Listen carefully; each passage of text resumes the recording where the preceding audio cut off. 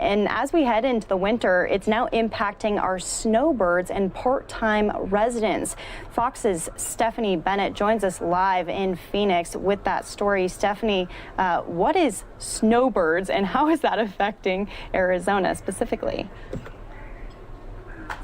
That's right. Well, a snowbird is somebody, who comes and winters in somewhere that's warm. Somebody maybe from Canada or, even Michigan or anywhere really that just wants to kind of seek some warmth. Head to Florida, head here to Arizona where we've got plenty of warmth.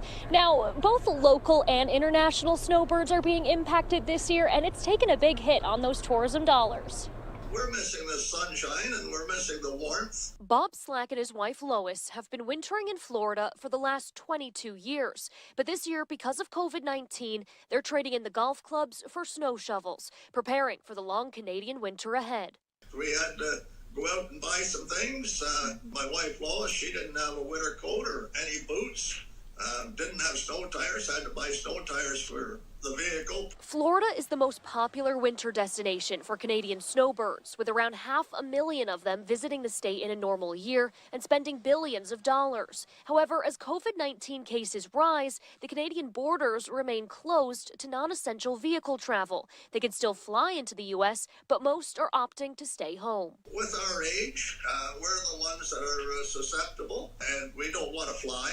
The second most popular destination is Arizona, but the state's Office of Tourism reports overall air travel is down 52%. Many snowbirds, both local and international, are now hiring property management companies to check on their second homes for them. We are up by over 75% business-wise. This year, we've had two different scenarios happen. A lot of our Canadian customers have either hunkered down at home because they can't get here to Arizona to enjoy the beautiful weather, or they can't get home, so they hunker down here in Arizona. As for the Slacks, they're optimistic about the COVID-19 vaccine, and if the borders reopen and cases go down, they hope to return.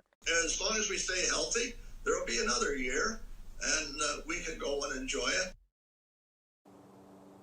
And those border closures keep getting extended. For now, the border will remain closed, the U.S.-Canadian border, that is, until at least January 21st. Daytona. And Stephanie, I'm wondering how much is this affecting Arizona's economy? Obviously, we know we are a destination point, but is there like a number on that they're tracking?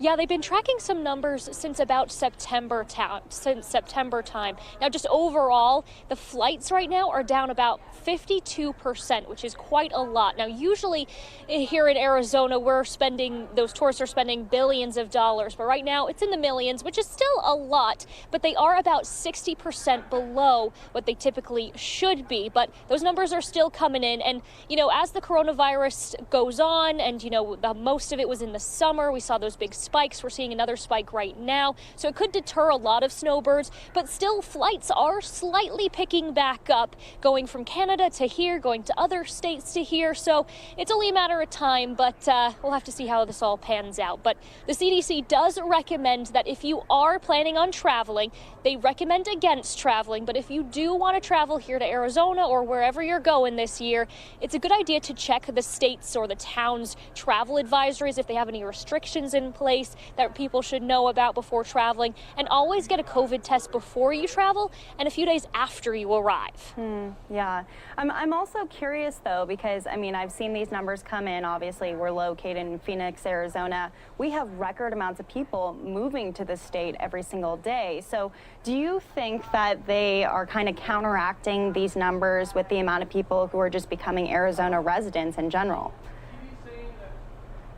That's a good point, because we've had a few snowbirds actually that just either didn't go back when this first pandemic hit back in the spring. A lot of residents decided to stay here, so they're basically residents now. They didn't go back home, whether that's to Canada or to other states, back when they would have done in the summer. They just decided to stay through and hunker down. Property management companies I spoke to, they said that they're doing a lot of that. Like they mentioned, they're doing grocery shopping for some of these snowbirds that don't really want to go out and risk, getting getting sick going to grocery stores. They're kind of bunkering, if you will, in these second homes. And I guess you could technically call them, residents at this point. I think there was a study a few months ago about especially Californians. A lot of Californians come into our state. It is warm there, it's warm here, but we'll have to take a look at the numbers and see how they pan out throughout this winter into January. And I think by springtime, usually when the snowbirds go back, I think that's when we can have final numbers. Yeah, all right. Really great information. Fox's Stephanie Bennett out there. It's busy in Arizona, but not quite as busy as what we would see during a normal holiday. So we'll be keeping our eye on those numbers. Thanks for joining us, Stephanie. So again, you're watching News Now from Fox. Every state being affected differently by this COVID-19 virus. Arizona, this is one of the peak seasons. December, the weather is beautiful. It's not scorching hot. So typically they would see a lot more people than they are. Another state that is being affected largely by this virus is Florida. Florida is also one of those vacation locations. She brought that up in that story right there. Well, earlier this morning, Governor DeSantis was addressing not only the COVID-19 economic impact, but also what vaccine distribution is going to be looking like. He actually is speaking from one of those steakhouses out there, a local steakhouse, a lot of restaurants being kind of struggling during this time with having to be closed, even though he has allowed a lot of restaurants to stay open while the rest of the country is dealing with massive shutdowns. So we'll have the very latest from Governor DeSantis and the state of Florida, and then we have a couple other COVID-19 updates to get to today that we honestly couldn't play out for you because we had so many live events happening. I'm going to send some of you off to a 2-minute commercial break, but when you come back, the latest from Florida.